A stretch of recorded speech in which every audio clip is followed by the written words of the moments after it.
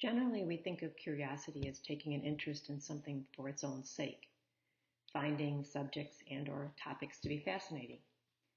Curiosity involves exploration, interest, novelty seeking, and openness to experiences.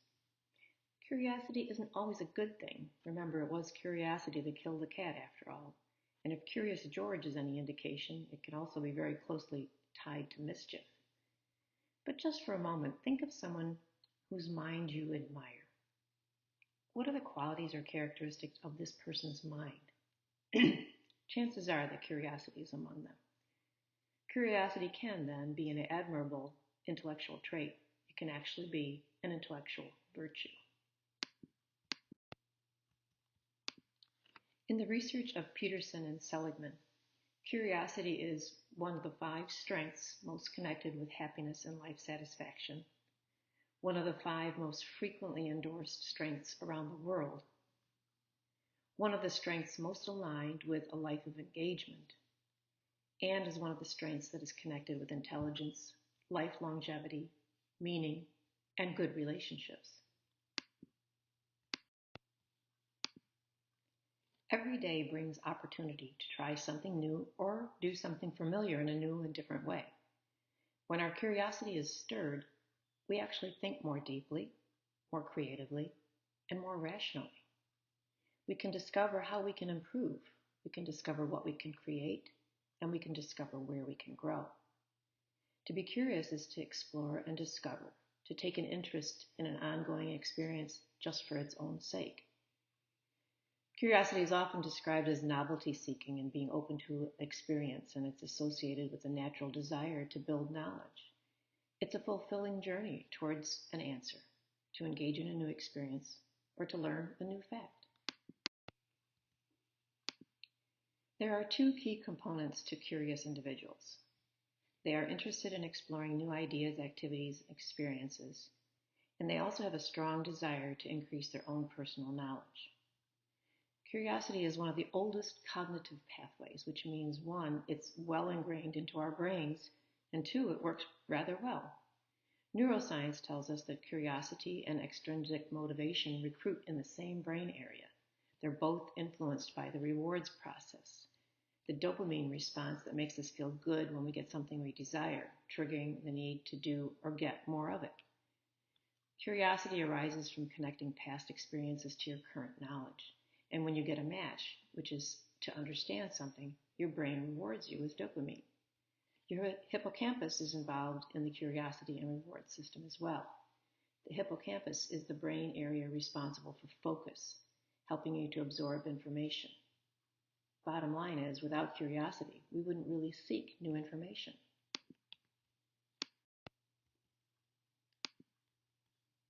Curiosity is a relatively underexplored topic.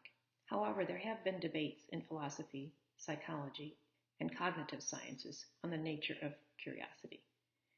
One area of consensus is that curiosity is a very basic mental state or attitude that's widely present in the animal kingdom. Second, it's often observed that curiosity has a desire-like and emotion-like profile. To be curious involves both a distinctive feeling and it elicits a motivation to improve one's standing. And finally, in the philosophical literature, 2 popular ideas are that curiosity is partly concerned with the answering of questions and the acquisition of knowledge. Curiosity is the key to learning.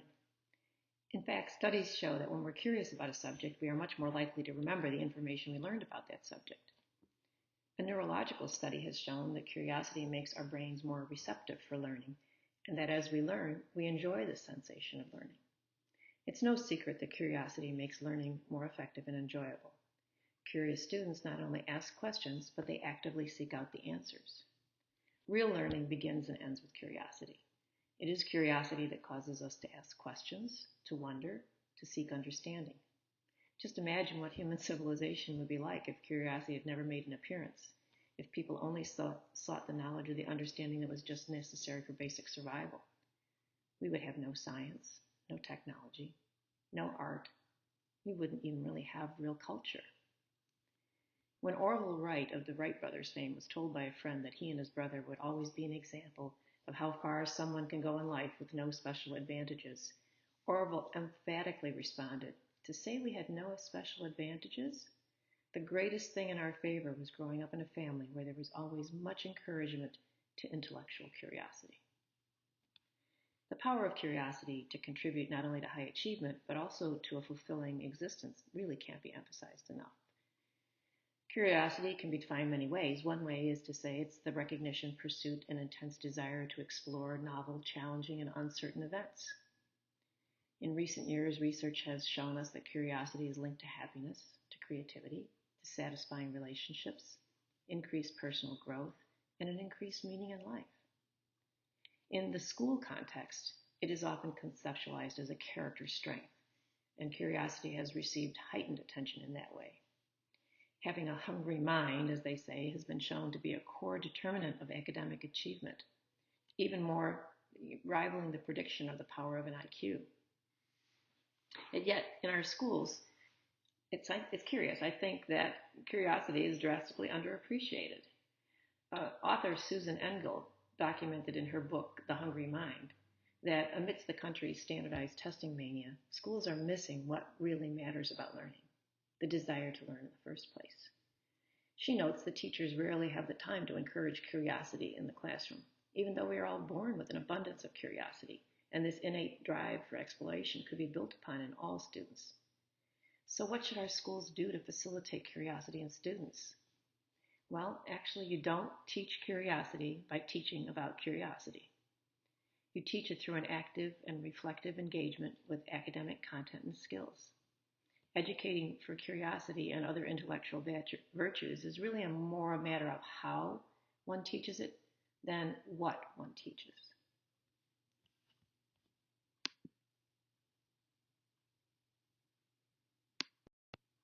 So let's talk about some ways to stimulate curiosity in our students. One way is, of course, to value and reward curiosity. Often the temptation is to reward students when their curiosity leads to a desired outcome or a good grade. But it's actually more important to notice and reinforce curiosity when you see it in action. When you praise students by describing how their questions and explorations and investigations are contributing to their own or the classroom learning, and you let them know they're valued for their motivation, regardless of how they achieve. We can also teach students how to ask quality questions. Quality questions are the vital medium for curiosity. Google is great at finding answers, but it doesn't stimulate the formulation of questions. Good questions contain why and what if and how. There's actually an excellent book for understanding the art of questioning that was written by Warren Berger. It's called A More Beautiful Question. We can also notice when kids feel puzzled or confused, because that may be a teachable moment that will spark a desire for them to search for answers. How can we invite students to see problems as mysteries waiting to be solved? We also can encourage students to tinker around. Tinkering might be a constructive play with feelings, concepts, ideas, and materials. How can students create a new widget, a new essay, a blog article, a poem, a science experiment, a service, or a product from their explorations? Tinkering with materials, thoughts, and emotions stimulates curiosity and often leads to innovative outcomes. Another thing we can do is spread the curiosity around. Create opportunities for more curious and less curious students to work together in project-based learning. Curiosity can be contagious in groups working towards a real-world common goal, helping to cross-pollinate questions and ideas. Additional ways to stimulate a student's curiosity would be to use current events. News reports can lead students to ask purposeful questions that help unearth what's beneath the surface of societal problems. According to research, asking why is the critical ingredient in unraveling difficult conflicts. And this often is the fundamental reason that we can get into and understand why people disagree about solutions. We can also teach students to be skeptics. The term skeptic is derived from a Greek word, skeptikos, meaning to inquire or to look around. A skeptic requires additional evidence before accepting someone else's claim as true. He or she is willing to challenge the status quo with open-minded, deep questioning. Galileo was a skeptic. So was Steve Jobs. We can also help them to explore a variety of cultures and societies. How is one culture or society uniquely different from another? We can encourage students to investigate their genetic or emotional links to other cultures. Why do they relate to certain beliefs or values that other societies hold? We can model curiosity. You can do this in your respectful relationships with students by exploring their interests, expanding on their ideas, engaging them in meaningful dialogue about what matters most. And we can do this other piece. We can encourage curiosity at home by helping parents to understand the importance of curiosity in their child's development and suggest ways that they can foster at home. Supportive caregivers can have a tremendous impact on developing curiosity as well as other essential abilities. Much like empathy and self-awareness, curiosity is a proven and useful leadership skill that is a struggle for many to integrate into their leadership approaches and styles. Curiosity is merely asking questions. You can use smart, strategic, thoughtful, and targeted questions to get information to use as you see fit.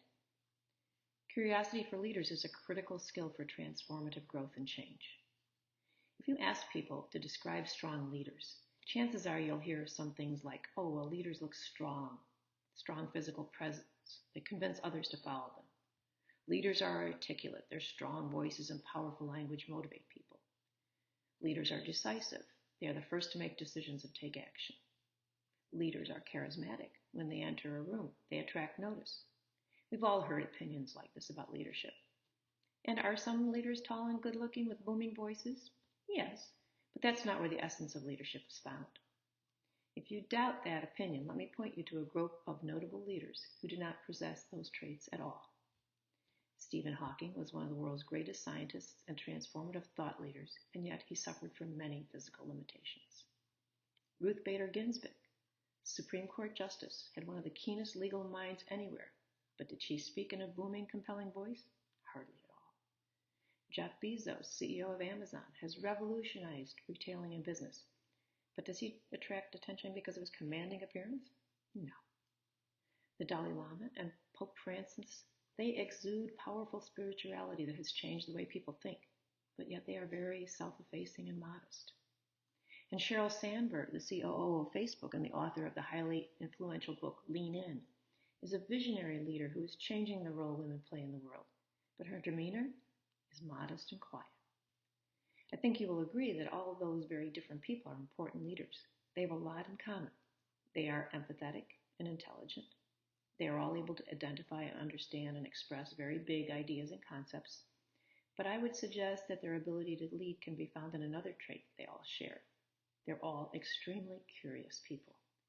In fact, they devoted their lives to finding new solutions to old problems, new ways to motivate people, new ways to think, and even new ways to behave. While other people seem to think that once they have found a solution, they can stop looking for new ideas. Great leaders are tireless, and they go on pursuing the new and the better. So what about great leaders and curiosity? Well, great leaders practice engaged leadership.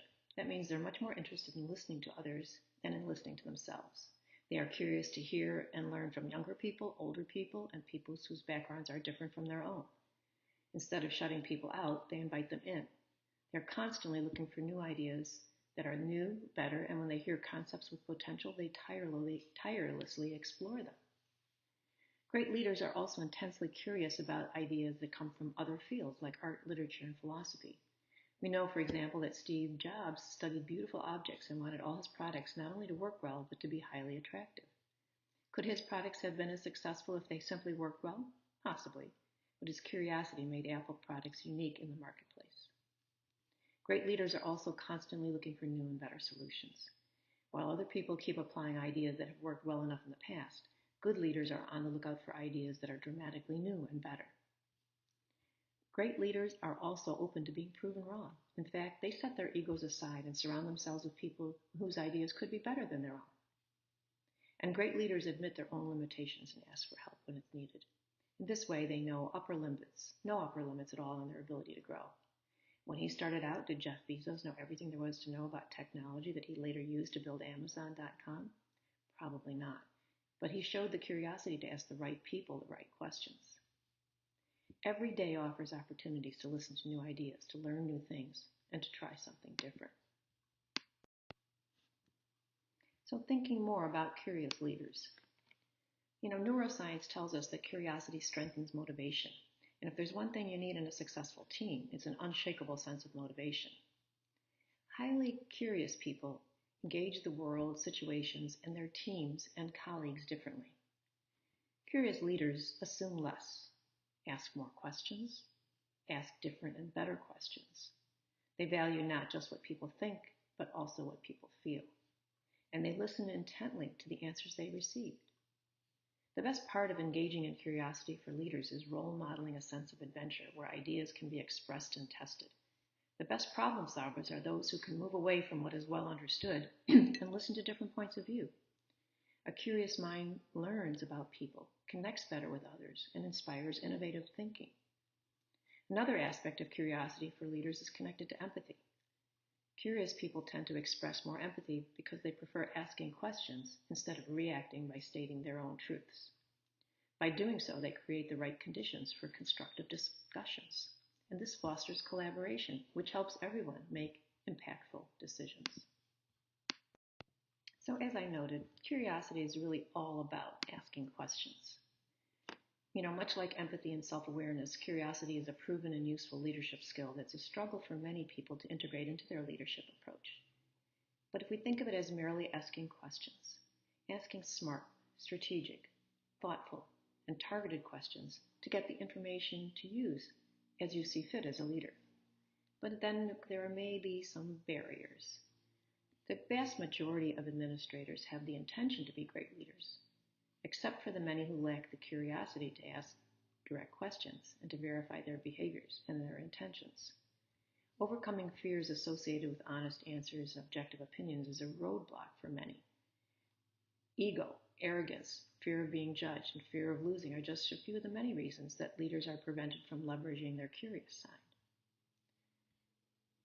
One benefit of modeling the behavior of curiosity as a leader is that your actions will be viewed by many as permission to do the same. The most significant barriers to engagement and the root cause of toxic work culture is fear. Fear of reprisal for offering opinions, fear of rejection of their ideas, and just plain old fear. Identifying and removing sources of anxiety is the first step in incredibly changing engagement and culture. Curiosity is a transformative behavior that can unlock transformational results. Most of the breakthrough discoveries and remarkable inventions throughout history, from flints for starting a fire to self-driving cars, have one thing in common. They're all the result of curiosity. The impulse to seek new information and experiences and explore novel possibilities is a basic human attribute. Curiosity is much more important to an organization's performance than we may have previously thought. And that is because cultivating it at all levels helps leaders and their followers adapt to uncertain conditions and pressures. When our curiosity is triggered, we think more deeply and rationally about decisions and come up with more creative solutions. In addition, curiosity allows leaders to gain more respect from their followers, and then inspires followers to develop more trusting and more collaborative relationships with their colleagues. With a world that is less knowable and less predictable, we really do need curious leaders. So, how do we practice curiosity as a leader? How do we practice it in leadership? Well, one of the ways would be to ask more curious questions. Remember to ask learner questions versus judging questions. A leader seeks to explore possibilities in a non-judgmental, non-fault-finding manner. Have more conversations. Share your thinking and seek to understand other perspectives of everyone around you. Make more connections. Good leaders elicit new ideas and make sure others are included. They generate enthusiasm and energy around shared goals and opportunities. Also, you can temper your curiosity with wisdom and discernment. Using emotional intelligence, observe what's going on with others or what's happening in a room before you ask a curious question. Curiosity in leadership helps us to move away from our biases. It helps to provide context and understanding, and it builds connections and trust. So in conclusion, let's turn inward. Turn inward and become introspective for a few moments. It was Socrates who said, "The unexamined life is not worth living." So when was the last time you did some serious self-examination on how your curiosity, or the lack thereof, is impacting your ability to function as a leader or as an aspiring leader? Are you curious enough to answer the following questions about yourself? First of all, are you making a difference? Why should anyone be led by you? Great leaders answer this question with their actions on a daily basis. If you're not making a difference, you're not leading. If your actions are not directly contributing to the betterment of those you lead, then you need to become curious about how to make some real meaningful changes in your style. Next, are you growing? If you're not growing as a person and as a leader, then it's very likely those that are your followers are also in the same boat. I've often said it's impossible for a leader who is not growing to lead a growing organization. Nobody's too busy to learn. In fact, you don't have time not to learn. Leaders who don't value learning will quickly be replaced by those who do. Thirdly, is your curiosity starting conversations or your lack of curiosity shutting them down? If your ego is messaging you that you have all the answers and that your way is the only way, then why would anyone ever be inspired to pursue change and innovation under your guide? A leader who doesn't encourage others to challenge their thinking isn't really a leader. They're a dictator. Dictators suppress individual thought and new ideas, while leaders encourage it at all costs. And finally, is your curiosity attracting talented colleagues around you, or is your lack of curiosity chasing them away? A leader's ability to seek out and embrace new ideas will serve as a magnet for attracting the best talent. The best talent desires to be a part of a culture that encourages contribution rather than stifling it. And if you're a leader who looks around the organization and says, why can't we attract better talent? It might be because you value a compliant workforce more than a talented workforce. Real leaders don't care who is right. They care about what is right. The bottom line, I would suggest, is don't settle for what is. Use your curiosity to think, what if? And seek out what can be.